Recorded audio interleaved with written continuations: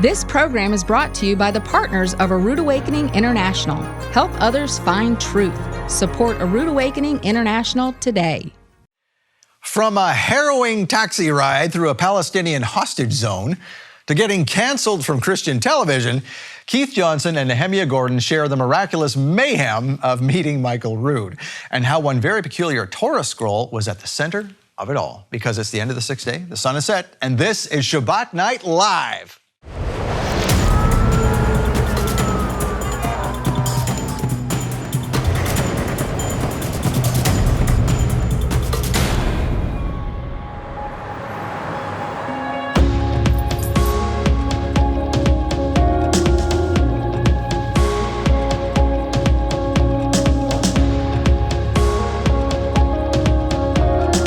As they take this message out into the world. Well, there you are. Shabbat Shalom, Torah fans. Welcome to Shabbat Night Live with Michael Rood. Imagine going to meet Michael Rood in Israel, only to first be taken on a joyride on a terrorist-controlled hostage zone. That sounds about right for a first encounter with Michael Rood, doesn't it? All right, so you'll hear the whole crazy story from Keith Johnson tonight as he and Nehemia Gordon share a very cool story of how a Torah scroll brought Keith, Nehemia, and Michael all together. Now, before we get to anything else, let's see where we are in space and time according to the astronomically and agriculturally corrected biblical Hebrew calendar. It is the second Shabbat of the 8th month, also known as Mar Heshvan. This is a time when there is not much going on in the Gospels because 70 of Yeshua's most trusted disciples were on assignment. And someone who is always on a massive assignment here at A Rood Awakening is David Robinson. Welcome to Shabbat Night Live. Good to be here, brother. Yeah, good to have you. Yeah, so lots going on right now. In fact, right now is something that you are helping to orchestrate, and this is a special hoodie offer that we have, the Name of God hoodie offer. Name of God if hoodie. you've not heard of this thing, we are having a Name of God hoodie in, let's see now, black, white, and navy, I think. Yeah, so there's 3 colors, and you can see the link at the bottom of your screen there. That's where you can get it. Now, this is not a regular thing. This is going to be gone very soon. This is your last chance to get it. So if you want one, today is the last day to order. So we may stretch that to the end of the weekend, I think, because we don't want folks ordering on Shabbat. So yeah, so we'll extend that. So anyway, so information is there at the bottom of your screen. And also we have something else that we're very fond of here at A Rood Awakening is the Bible Stumpers trivia game. Yes. Now we have several, I think we're going to do what, six volumes Six volumes in all. So that's coming very soon. Right now we have volumes 1 through 4. And again, you can get it now for Hanukkah. Yeah. That would be a great thing to get, I think. Just even to use at Shabbat, you know, it's just a lot of fun. It's an easy game because all it is a deck of cards. It's a deck of cards, and here's the question, do you get the answer right, yes or no? It's kind of like our version of, remember Trivial Pursuit? Yep. And you can keep score too, like we do. Yeah, yeah. Because we keep score here. Who's got the best Bible brain? But there's 50 questions in all. So if you see like 4 volumes, you're like, well, how many questions is that? Well, there's 50 questions in all in each set.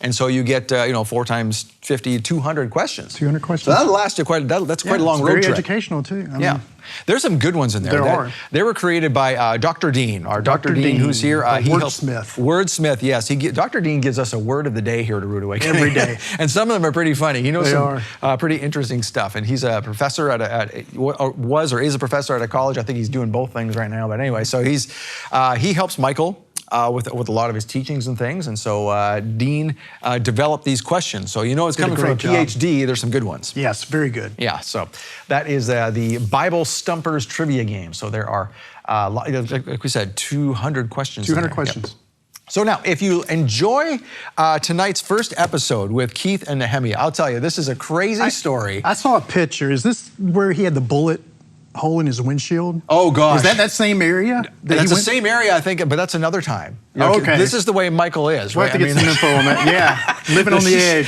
If you've ever taken a ride with Michael Rood, I mean, you're living on the edge. So yeah. You can imagine driving through Israel. So some of the girls who went to do the chronological Gospels. Yeah. They have some stories to tell of Michael with jeeps and wild mango groves and horses running around. It's crazy. But anyway, and they were in the biggest sandstorm of Israel's history, I think, when they went and shot that thing. So it's anyway, we'll tell you about that some other time. That's a funny story. That's another story. Another story. But if you are enjoying the story you're going to hear tonight about Michael, Nehemia, and Keith, which is entertaining in itself, it's called the scroll. Unrolling the Scroll is this series that we're starting tonight. And if you love that story, you will love the love gift that we have for October, and it's the Scroll Untold. This is all the best tidbits that they're not going to share in this series, but they're revealing it on the teaching. And so this is our gift to you. It's not for sale. It's for if you like to give to this ministry to help keep us doing what we're doing. It's for a gift of $50 or more. We'll just give you this teaching to say thank you, we appreciate it. Here's the best parts of the story, the Scroll Untold. So that's for a gift of $50 or more. For a gift of $100, you'll get that and something that, David, you had a big part of. What is this? This is the blanket. Yahovah's appointed times. Oh, let's hold it up there. Grab that side. Okay. This is big. This is like what, 50 inches by 60? 50 by something 60. like that, right? Mm-hmm. Woo, boy, look at that. Now, if you like these images around the edges, and you might recognize some of these if you have our yard flags, because these are all the images of Yehovah's appointed times on each yard flag, and we created the collage for them here on the blanket. And you can have this blanket in your home. Again, it's a gift. It's not for sale. It's for a limited time only in October. If you give $100 or more to this ministry, we'll give you that teaching we mentioned with Keith and Nehemia and this. And there's something else too, if folks want to give $300, there's something very shiny over there. What is this? Silver-plated Kiddush set. Ooh, look at that. So there's 4 goblets. Oh, these are heavy. Yeah, they are. And they have they have Jerusalem. A scene of Jerusalem on, okay. Yeah, scene of Jerusalem. So this is silver-plated, right? Okay, so silver-plated Kiddush set. Right. So you can do the Kiddush with, of course, we do the Kiddush with Michael every Shabbat Night Live, right? So whenever we're done here, before we get to the teaching, we always do the Kiddush. And so you can have this in your home to do that, or you can have it for your family just as a Shabbat, enter into the Shabbat type of thing every Friday night. So there's 4 wine goblets, and then there's a tray to put it on, and there's this little tray, I guess you put the bread on there, and you can pass it around or something. I think I'm going to have more bread than that. Well, they actually have 2 of them. You get this nice little travel case, too. Oh, okay. So when you're traveling, and if you're traveling on Shabbat, and you want to do your Kiddush in the hotel room, so you have this nice little case. All right. And because you also have another bread, plate. you got 2 plates. You've got 2 plates. Maybe this is for the butter. Maybe that's what it is. That's for the butter, yeah. So you can pass around the butter. So so you can have this. You can get the trivia game. So if you're going to go somewhere on Hanukkah, bring it all with you. It's all portable. Like we said, the game's very portable. This is very portable. Great idea, David. So thank you for making that possible. All right. So before we get to tonight's teaching, we want to give you a little taste. Take a look. And look, my whole career, I had a mentor who was what's called an anti-missionary, a counter-missionary. His whole career was to convince the Christians why they're wrong and the Jews are right. And I was expected to follow in his footsteps. And early in my career, I thought, all right, this is what I'm supposed to do. And I had these conversations with Christians, and I found that they were not productive. I found that I learned more, and I was blessed more by focusing on the common ground rather than debating about why I'm right and you're wrong. Rather, okay, this is how I see things, here's how you see things. Let's try to understand each other, working together on that common ground. And what this Christian television station was trying to do was drag me down into something that went on in the Middle Ages, where Jews were forced to convert to Christianity, to debate Christians or Catholics. And I said, you know what? No, that's just going to lead to more hatred. And that's not what I'm about. My ministry is about focusing on the common ground and building up bridges rather than tearing them down. Amen. All right, so there we go. So there's the first episode. This is going to be an entertaining one, I tell you what. So this is Unrolling the Scroll with Nehemia Gordon, Keith Johnson. And again, if you want to hear the best parts, get the love gift. That is the Scroll Untold. It's the kind of the bonus episode. The bonus episode. The bonus episode. All right. All right, thanks for joining us tonight, David. Good to be here. All righty, so Keith Johnson, Nehemia Gordon share the miraculous mayhem of meeting Michael Rood and how one very peculiar Torah scroll was at the center of it all. But first, it's a Kiddush with Michael. So grab your bread, grab the wine, and meet you back here in 2 minutes.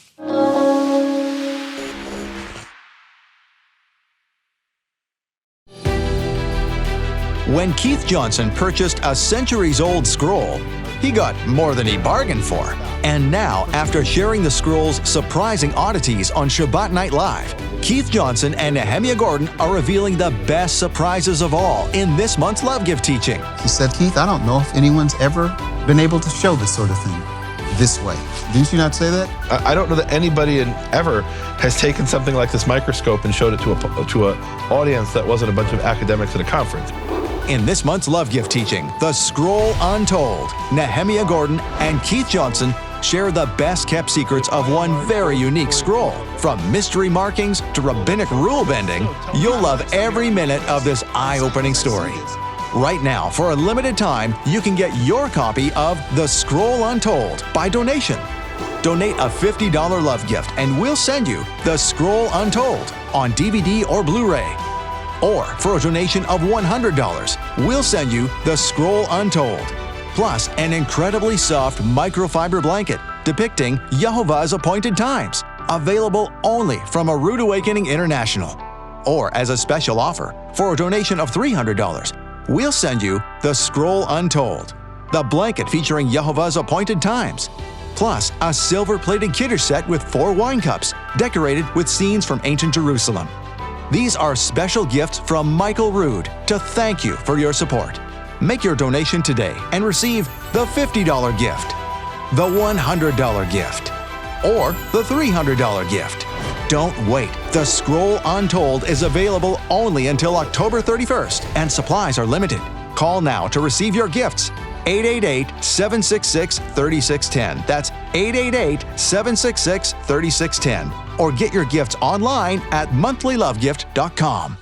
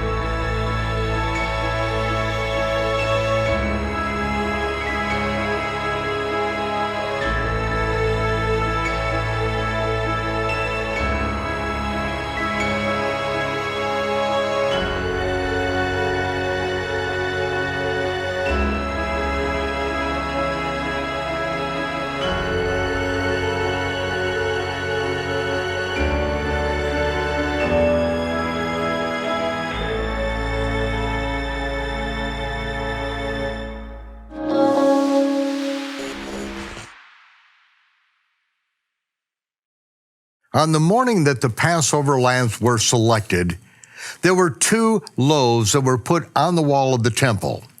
When the first one was removed, after that, no more leavened bread was eaten. When the second loaf was removed, then all of the leavened bread in the land of Israel was then burned, because the feast of unleavened bread was going to commence at sunset that evening. The night before, Yeshua took artos. He took leavened bread and he blessed the Most High in the presence of his disciples, and he interpreted the Kadosh Mikra, the holy rehearsal that Melchizedek put in place with Abraham.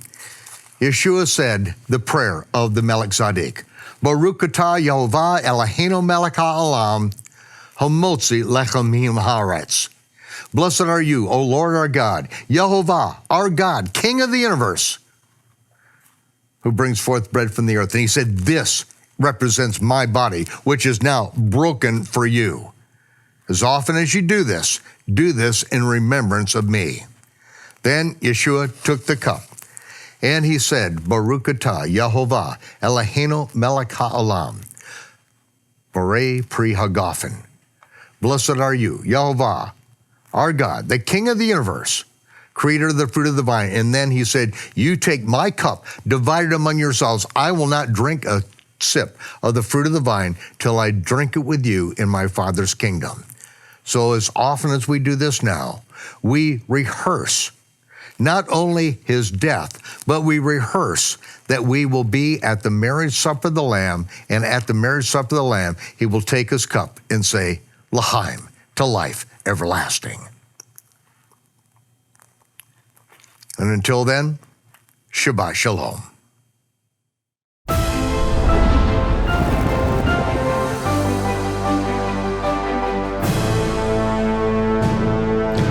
If you go to a Christian bookstore, of course, you will see rows and rows of Bibles that have been printed on a printing press in a big factory. All of them are exactly the same.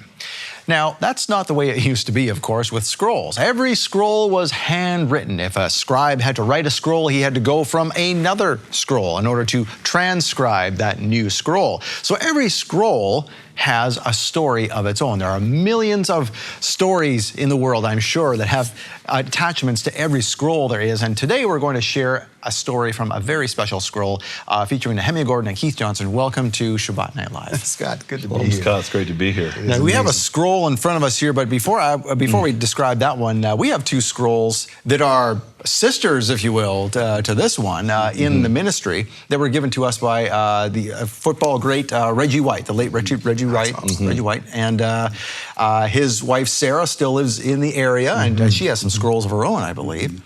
And he donated these to Michael, to the ministry. He was a big fan of A Rood Awakening. Yes. Gave us some camera equipment, all kinds of things. And so these scrolls have become legendary in our office. And there's some big stories behind scrolls. I've heard of things like being smuggled out of places where Saddam Hussein was setting fire to every Torah scroll and all these type of things. So there's all kinds of stories out there.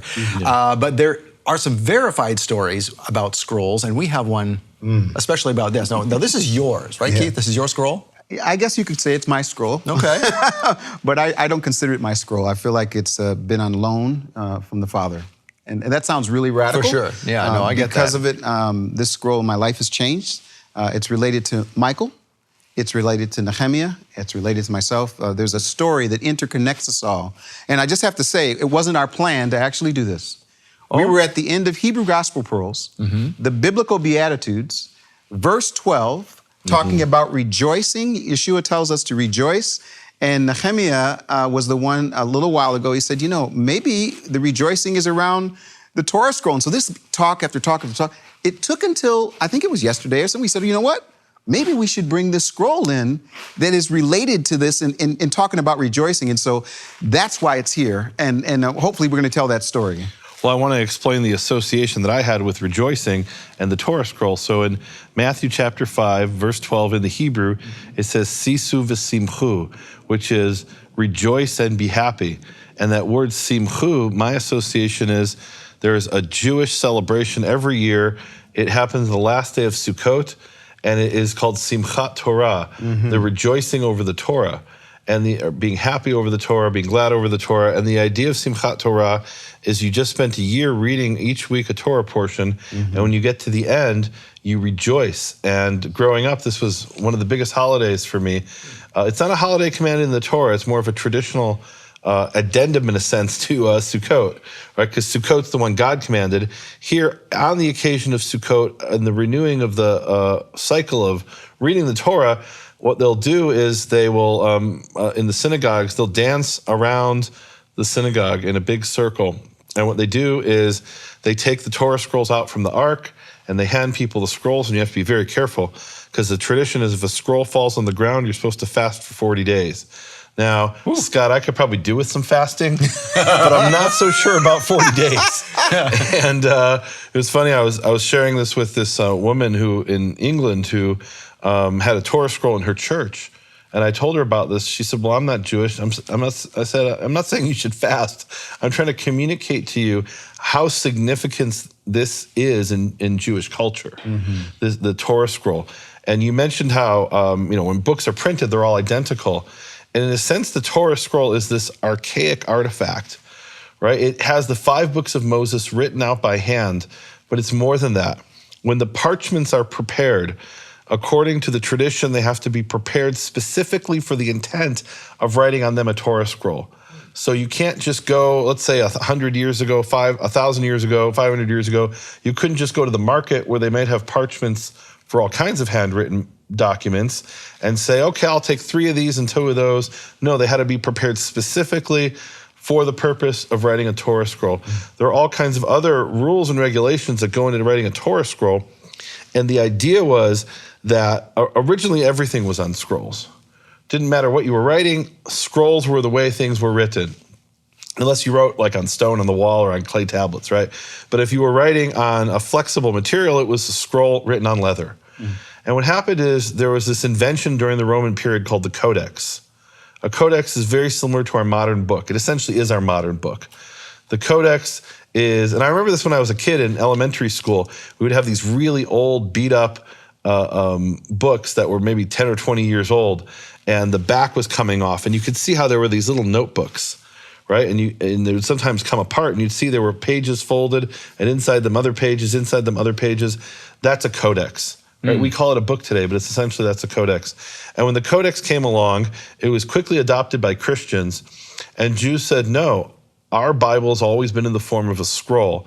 We're going to continue perpetuating this format, not just the contents, but the actual format needs to be perpetuated based on how it was when it was received from Moses, when Joshua received it from Moses, and etc.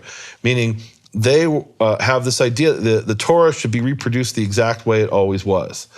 And Simchat Torah, you take out these Torah scrolls from the Ark and you dance around with them, and that'll actually be important. So when I heard, when we got to the end of this thing, Sisu v'simchu, I had two associations with those words. The first word, Sisu, is another word for rejoice, and it's associated with a bride, a groom over a bride. And that made me think of the Torah scroll. Why did it make me think of the Torah scroll? We could show here to the audience. This is a wedding photo. This is at Keith's house outside. It was during COVID. And I was in one corner with my fiance, soon-to-be wife. Keith was in another corner with his wife. Yeah. The two witnesses were in the third corner. And so Keith had this amazing idea. He said, let's take out the Torah scroll as a witness to this wedding. Amen. And so I actually got married in front of a Torah scroll. And that's not even entirely accurate. Not a Torah scroll. I got married in front of this Torah scroll. Wow. Already it has a story. Yeah. So now why this Torah scroll? And I'll let Keith back up 20 years before that, 19 years before that, and say why this Torah scroll. Permission to slow down. Oh, do tell us some detail. Because I have to tell you Yes. something. I've been overwhelmed with the idea of even bringing this scroll in here to this place. This place, for me, represents Michael Rood. It represents Nehemia. It represents myself. And this scroll, and it even represents Reggie White, believe it or not. When I first saw a Torah scroll, I was the director of Christian Athletes United for Spiritual Empowerment. Well, I had two founders of our ministry. One of them was Reggie White. And we used to do a conference every year. And this particular conference we did in Colorado. And it was the first time I ever saw a Torah scroll. So I'm here with all these athletes. I'm the director. I'm in charge. I'm in the front row, and there's a Torah scroll. Scott, I reach my hand out towards the Torah scroll, and I start to weep. And I'm like, why am I crying? I have no idea. Tears are coming down. My sister-in-law is next to me. I'm like, you have any tissue? I couldn't explain. Why would I cry? So after that experience with the Torah scroll, a year later, I had a dream. And the dream was very clear. It was around the time of Passover, 2002. And I heard a voice that said, if you can tell me where the scroll opens up, you win $1 million. I said, Ezekiel chapter 1, verse 3, a scroll comes down. I wake up. It was at that spot, 1-3. And I hear a voice that says, meet me in my city at the time of Shabbat. And I was like, what? No, like really a voice, okay? Now folks are gonna listen and saying, okay, you guys are making up all this stuff. Here's where this gets really, really concrete, Scott. I hear this voice, and then the question is, okay, I know I'm supposed to be in Israel at the time of Shavuot / Pentecost for my tradition. I'm finding out when that is. Okay, here's when it is. I start talking to my friends. Reggie White was one. I said, hey, Reggie, you know anybody in Israel? He said, yeah, I know a guy named Michael Rood. Here's the phone number. Give me the phone number. I call Michael Rood. I don't know who Michael Rood, never heard of him. Hi, my name's Keith Johnson. I had a dream. I'm supposed to be in Israel at the time of Shavuot. Can I come stay at your house? Silence on the phone. He's waiting to see if it was bad pizza. Yeah, it's like, wait, what's this? So long story short, I told this story at Shabbat last year. You can hear about it. Michael says, absolutely, you can come. He opens up the house. Now, before I leave to go to Israel, I say to myself, I got to get my own Torah scroll. So I start calling around. Come to find out, since I didn't win the $1 million, there's no way I was going to afford it. $50,000 for a brand new Torah scroll. Ooh. I didn't care. I brought an empty suitcase. I called it my ark. I'm going to bring the scroll back. I tell my wife I'm going to go to Israel. She says, why do you have the empty suitcase? I said, honey, I'm going to bring back a Torah scroll. She's like, okay, good luck.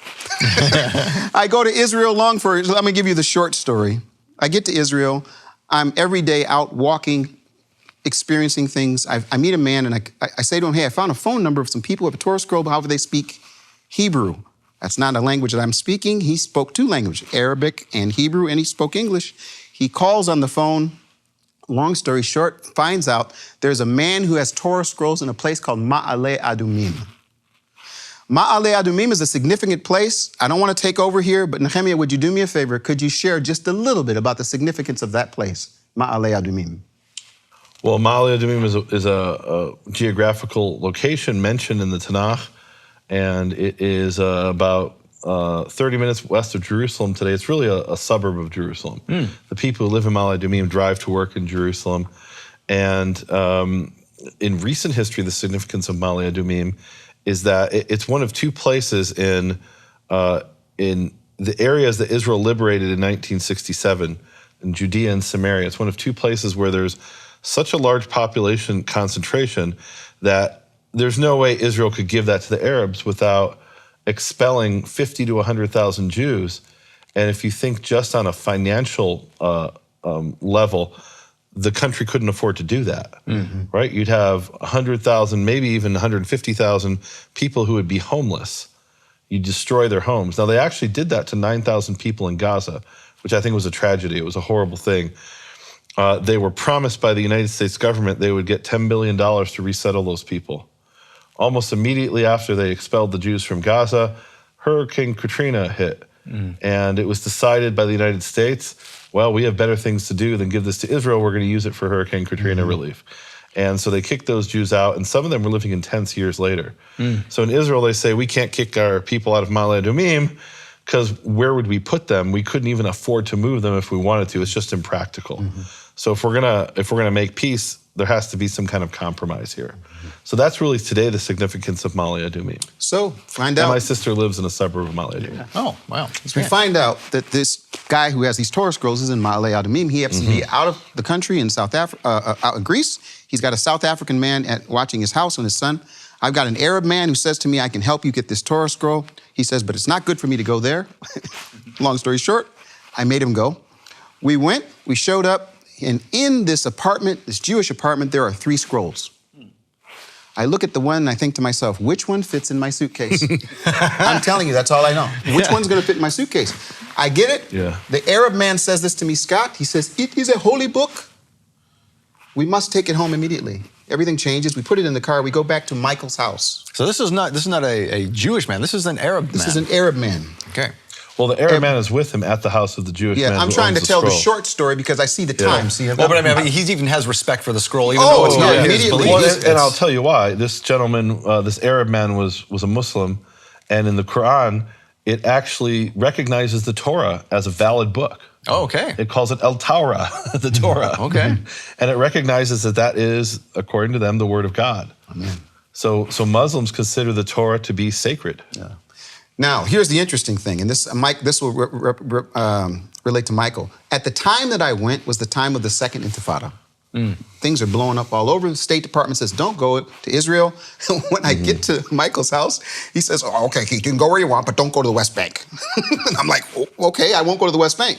The guy who's gonna take me to the Torah scroll says to me, I'll take you to Ma'ale Adumim if first you'll go with me to Bethlehem, which was closed at that point. And nobody goes to Bethlehem at that time. It had just had the Church of the Nativity. Where the terrorists had taken over the Church of the Nativity. Yes. And they were holding the monks hostage. They were holding them hostage. And so here I am with this Arab man on my way to Bethlehem. And there's nobody there. There's no tourists there. But I'm there because the deal was I go with him first. He goes with me second. Why did he drag you to Bethlehem? He said he wanted me to see it. He says, I'll take you. But when Keith tells the story to my mother about going to Bethlehem, she says that was a very dumb thing to do. That was a very dumb thing. And I think Michael would have said at that point, right. Listen, there was not a smart thing to do. However, let me tell you something. When God gives vision, he always gives provision. The vision was I knew I'd come back with a Torah scroll, and I had found an Arab man who I thought was going to help me get to a place to get it. After I get the Torah scroll, I go back to Michael's house. It's me and it's Michael and someone else is staying there. And I said, hey, Michael, I'd asked him some questions about Hebrew and Greek. And what I loved about Michael, every time I saw him, he was studying his Bible. Every time. But here's what he never did. He never said to me something that he didn't know. So if I went to him and I said, Michael, what about the Greek? He says, that's not something I'm focusing on. Hey, I really want to go into the Hebrew. He says, I know a man, Nehemia Gordon from the Hebrew University. I want you to meet him, he says. He's the guy that can help you. He calls Nehemia. This is so significant. He calls Nehemia, and we're going to meet at a place called Mount Zion Hotel. And we go to the Mount Zion Hotel. Now imagine the conversation is between Nehemia and Michael. I can't get a word in edgewise. I finally get Nehemia's attention. I say, hey, Nehemia, listen, I got a Torah scroll. Stops eating. Okay. And I had a dream. He starts eating again. In other words, this is some crazy Christian guy. He's going to come and talk about this stuff. I tell him about the Torah scroll, and Nehemia's like, it's not a real Torah scroll. There's no way. Michael says, all right, here's how we can solve it. Let's go back to my house. So let me explain my perspective. So I mentioned to you about Simchat Torah, the end of Sukkot. Everyone dances around in the synagogue, and they're dancing in a giant circle around the synagogue, carrying Torah scrolls. But if you drop the Torah scroll, you're supposed to fast for 40 days. So what do you do with all the kids who are celebrating? So you give them a little toy Torah scroll. It's printed on paper. These days, it's made in China. Back then, I think it was made in Taiwan.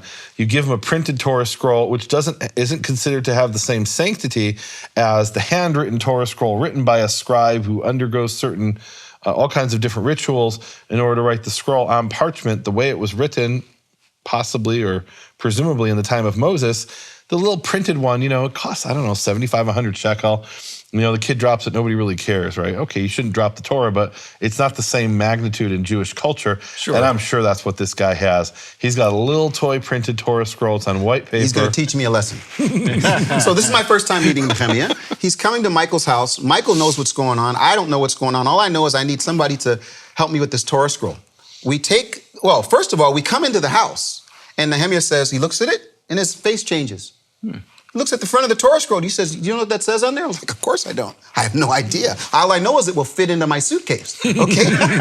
He reads what's on the front of the Torah scroll. Nehemia, would you read what's on the front of this Torah scroll? Maybe hold it up so that people can see it. I'll do that, but I want to read the whole passage once we, I want to give it a context here. Put it on screen so everyone can see it. Let's put it up here.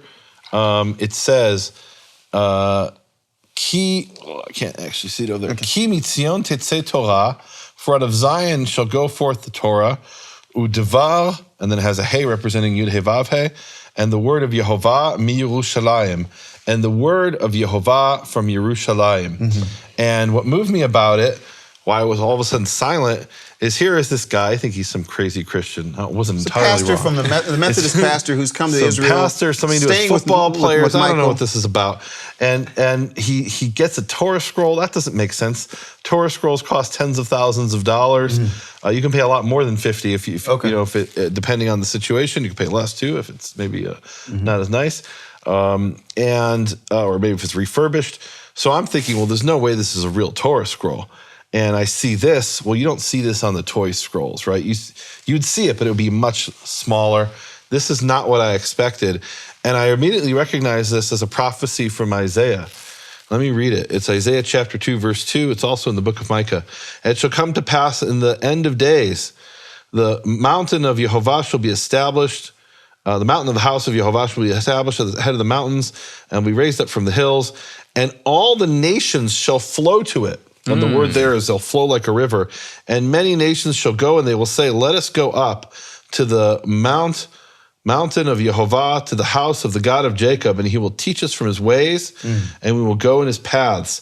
For the Torah shall go forth out of Zion, which it says here, and the word of Yehovah from Jerusalem. And here is this Gentile coming to me, coming to Israel, coming to the place of the mountain of Yehovah. We're at the Mount Zion Hotel. Zion is the name of the mountain on which the temple is built. And here he is coming and saying he doesn't know why. He had some dream and he's supposed to come get the Torah. And I'm like, whoa, okay, wow, that's interesting. Well, we'll continue with this in just a second, but that always brings to mind this little joke that I always say. That's one of those moments where God turns to Gabriel and says, hey, Watch this. Watch what I'm going to do. This is going to blow their minds. Blow my mind. Yeah, and it did. It blew our minds. Okay, well, it gets better, so stay tuned. It gets better. You heard these guys talk about it. So if you are enjoying this program so far, we have you to thank for it because you are the one who makes this possible. You make it possible for us to bring in Nehemia and to bring in Keith. And we just want to thank you, first of all, for making this show possible. And we're asking you, would you make it possible for others to see? This is where you come in now. If you can make a donation to A Rude Awakening right now, we can ensure that this teaching and teachings like it get to go to other folks who haven't seen anything like this before. Let's blow their minds with the word of Yehovah, with the things Yehovah puts together. Let them see that this kind of stuff is real. So we're going to leave you just for a couple of minutes here. We'll be right back, and thank you in advance for your donation.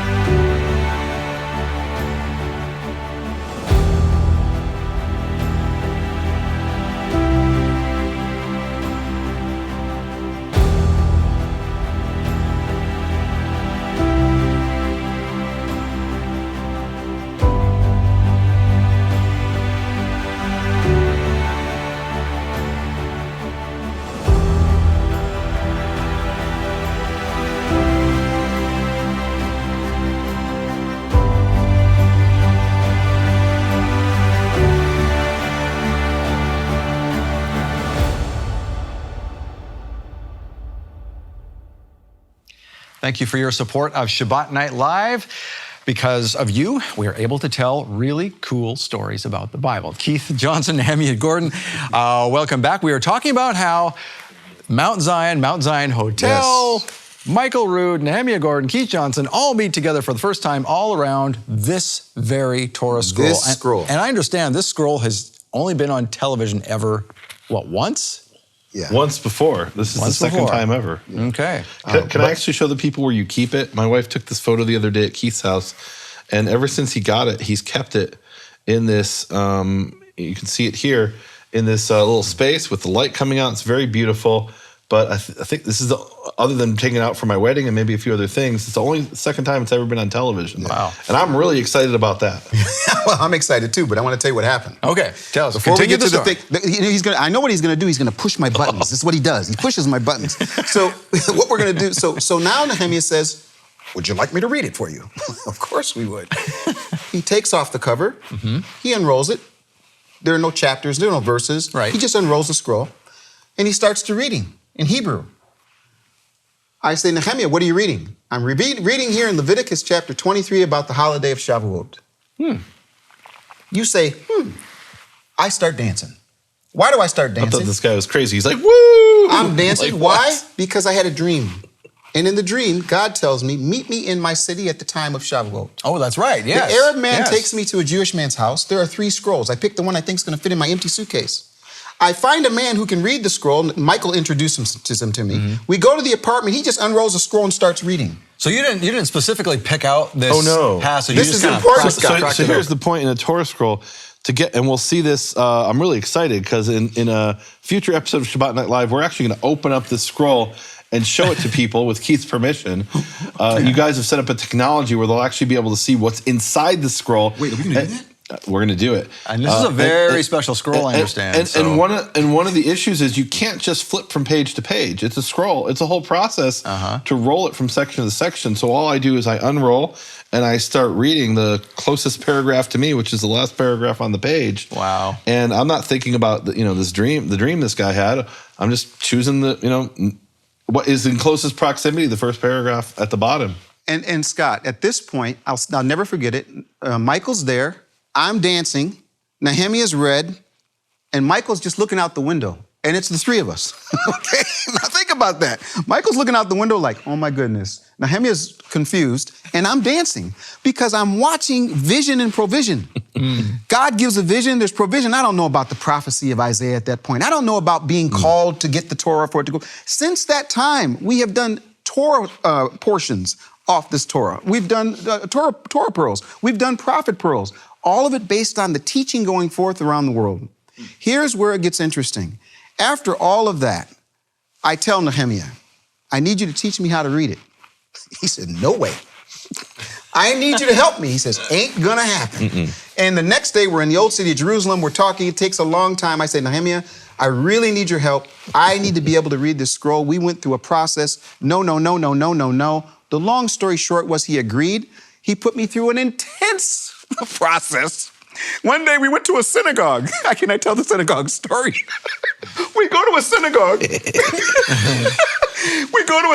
Well, maybe I shouldn't tell the story. Don't tell it. No, I want you to tell the story. We go to a synagogue.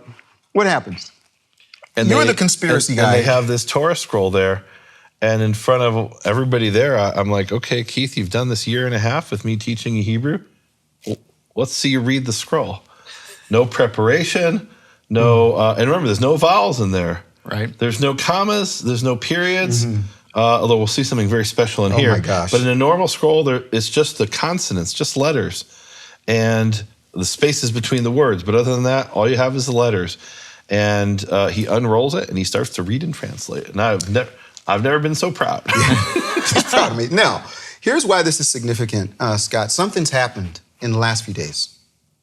We opened the scroll the first time with, well, I guess I should tell what happened in the meantime. I probably should tell that. We opened the scroll the first time. Why is this related to you? A rude awakening, all of that. When I had an opportunity to do some teaching, I was invited to a television station called God's Learning Channel. They wanted to do, can I use this 1 second? Go ahead. They wanted me to do a series on this book, His Hallowed Name Revealed Again. I had sent it to the owner of the television station. She read it. Actually, her words are in this book. How it touched her in the back. There's a CD that has the names of God. It's just, I love this book. Okay, so they bring me and I'm doing a 12-part episode series on this book. At episode 7, I'm over in Israel with Nehemia, and we're preparing another series for television. We're going to do a series on the Gospel of Matthew. So we're over there talking and we're preparing, and I get an email. And the email basically says, Keith, we're going to stop your series unless you can get your friend Nehemia Gordon to come on TV and do a live debate with A Jew who's converted to Christianity. a Jew who's converted to Christianity. They wanted to have a disputation. If you don't bring your friend into television, you're done. Am I right or wrong? Yeah. I have the emails. Now you have I feel like you're not setting the full context here. Of course not. Right? So I'm looking at the clock. So Keith does a 12-part series on the name, and as part of that series, he brings this Torah scroll in. He brings in a facsimile edition of the Aleppo Codex, facsimile edition of the Leningrad Codex, and they're photographs where you can actually see in color. And he talks about the name.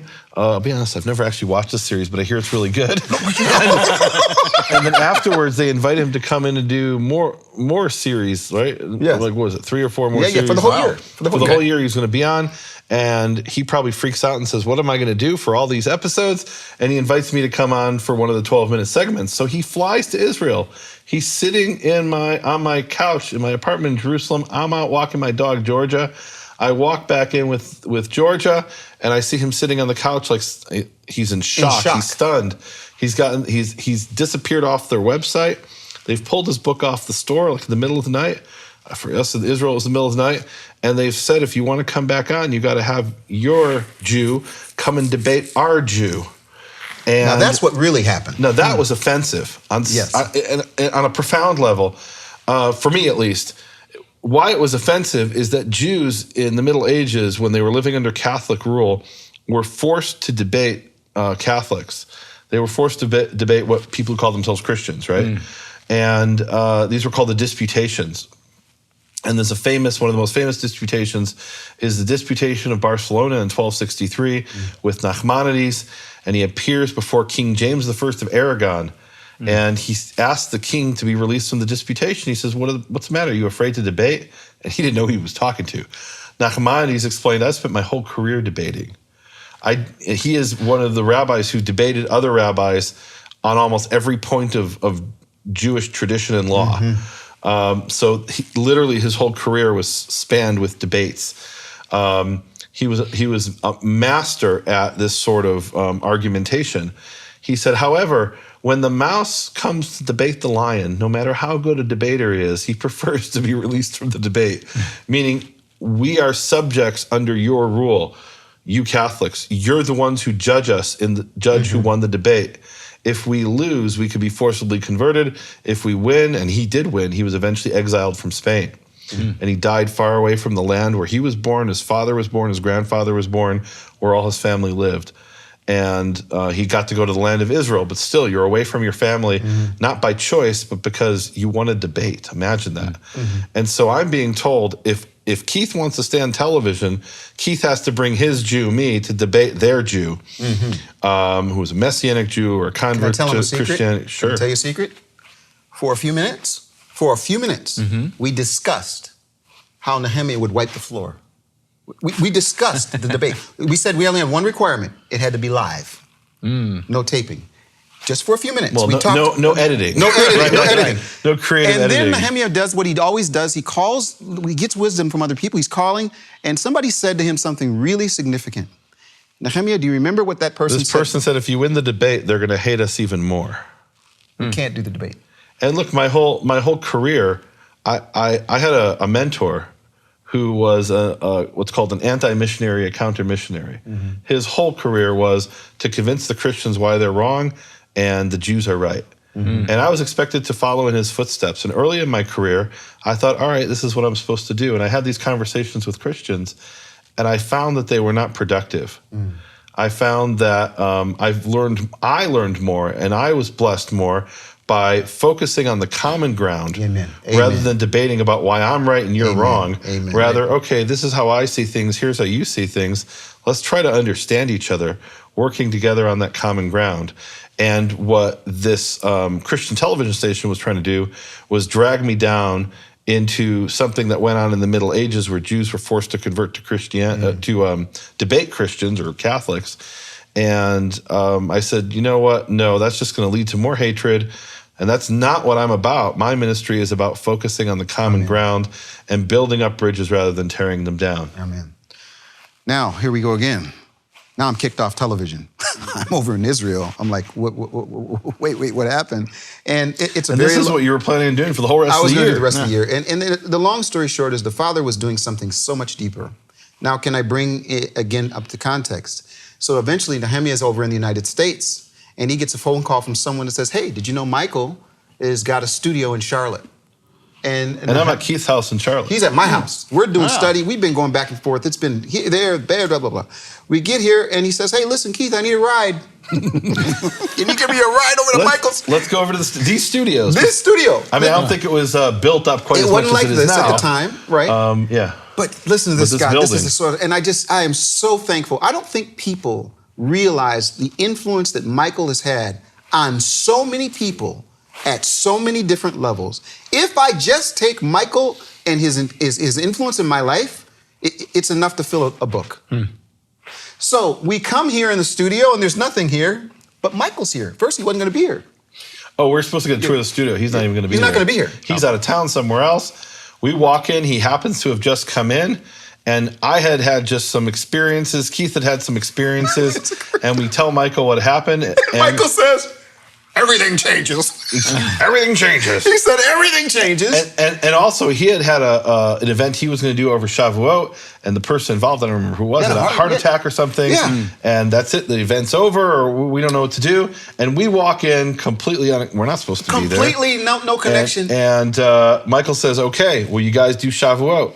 That ends up being the Open Door series. Oh, wow. Open Door series wasn't planned. It wasn't planned. It was, we were going to do one event because some guy had a heart attack, and we had just been through some really Difficult situations. difficult and blessed situations, right? I'd had my experience in Smithfield. People can go watch about that, and that came together, and we end up having the idea of, okay, I think Michael had the deal. Let's do another one. Let's do Yom Teruah. Then we do a third one. We did 3 of them. And that became the Open Door series. So out of the adversity that we faced over this Torah scroll coming on television and him being kicked off of the television, we end up doing something that blessed hundreds of thousands of people, maybe millions. That, this Open Door series has been now on YouTube, and some of the episodes I don't now even know. being translated into Spanish. The Open Door series. They're translating into Spanish. We have transcript and hopefully eventually subtitles, and it's just blessing people around the world. So some entity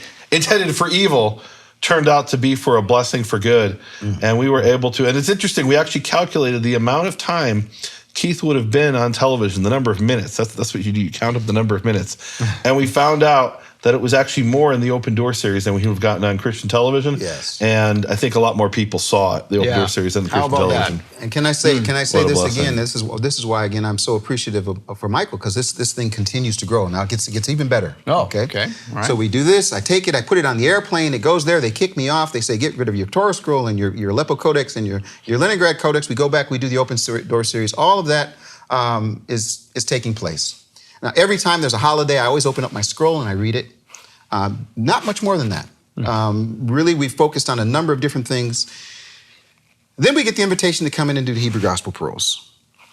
To finish the Hebrew Gospel Prose, the Biblical Beatitudes series, we taped right here, thanks to you guys, with an excellent, the production group, they're excellent. Michael's Yes and Amen is excellent. Scott, all of you guys, Ted, it's been we just finished that.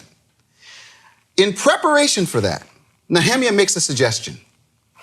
He says, Keith, that last verse where we talk about rejoicing in the Torah scroll, maybe we should take a look inside your Torah scroll again. We've got the rejoice over getting married. I got married in front of the Torah scroll. We've got the rejoice Simchat Torah, the celebration of the Torah. It kept leading me back to this. I said, let's open up the Torah scroll. Now, the background for this, Scott, is for the last few years, with a little bit of a break in the middle with COVID, I've been traveling around the world examining Hebrew Bible manuscripts, both codices, that's codexes, the book form, and the scrolls.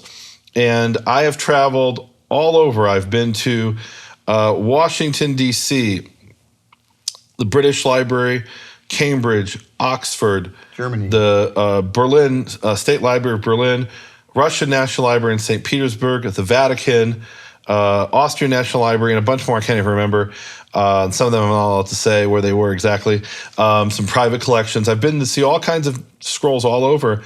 And we're studying this Hebrew Matthew, and I said, Keith, I've looked at all these scrolls from all these different people. Let's look at your scroll. Would you allow me to do with your scroll what I've done with scrolls now all over the world? And what is that? What do you do to these scrolls? What we're looking at is examining the fine details of the scroll. Now, we did a little bit of that, Scott, just after I came back from Museum of the Bible in an earlier Shabbat Night Live episode. But I thought, wow, what if we could do that with this Torah scroll? I don't know what we would find. Maybe we'd find nothing and it wouldn't be interesting. And maybe we'd find nothing. But we opened it up and we saw things that I've never seen any Torah scroll ever before. Really?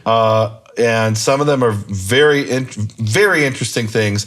And what I'd really like to do, if you'll allow us to do this so we can get the technology to work, is to come back on Shabbat Night Live, open up this scroll, and in real time show the people with a camera peering down what types of things I see in the scrolls, the character of the scroll, the character of the scribe, the community that wrote the scroll.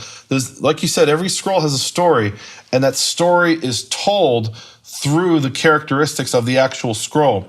They're not all identical. And boy, is this one not identical. There are so many, we found like 7 or 8 things in this scroll where I'm like, okay, wow, we need to photograph this, we need to document it, we need to study this. And, It's a fascinating scroll. like, you know, I'm overwhelmed. I have a dream. He gives me a scroll. He gives me provision to get to Israel. I meet Michael, who has me meet Nehemia.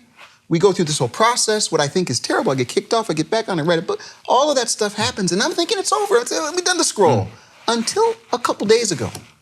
And when the scroll is opened, the first thing we find, I'm not going to say it, because I don't want to, relates all the way back to the trip to Israel. Goodness. It relates to Michael. It relates to Nehemia. It relates to what we've been doing. I'll just tell you, Scott, the fact that you came in. Look, folks, he wasn't planning on coming. The phone call came. Hey, they're gonna bring in the scroll. You had to put your suit on. Last night. Look, they called in the big guns. I mean, you weren't planning it. We weren't planning it. Nehemia, were we planning it? We weren't planning this. But to show people what my wife and I, can we just show one picture here? Sure. There's a picture of Nehemia reading Leviticus chapter 23 again. This time he's reading it in front of me, his wife Linnell, my wife Andrea at our house. That is so significant because that picture again brings us full circle. We're going to actually, I'm just going to say, I mean, I'm so excited. I get to see Michael. I'm going to give him the biggest hug because he has changed not only my life, but so many lives.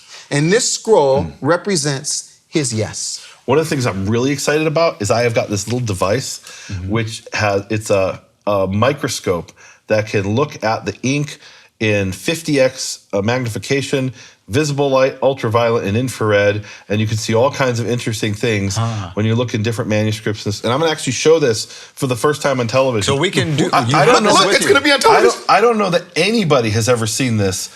So the next episode, can we set that up on stage and we'll see if we can swing it with our crew here? Can we show that on with your microscope like real time while we're taping here? That's my goal. I'd like to do that. Yeah. All right. Okay. Well, I'll never get past the first thing he found. No, I'm telling you. I'll leave the studio after the first thing. Hold on to next week. Let's just hang on. All right. So you heard it first here. Okay. So we're going to open this scroll next week on Shabbat Night Live with Nehemia Gordon and Keith Johnson. Until then, thank you for joining us. Shavua Tov. Have a great week, and be sure to tune in next week here on Shabbat Night Live. Shalom, Torah fans. Give this video a thumbs up and share it with a friend. Tap the subscription button and the bell icon. And I promise to update weekly with in-depth biblical research. Be sure to download the new michaelrood.tv app for both mobile and home devices for even more commercial-free content.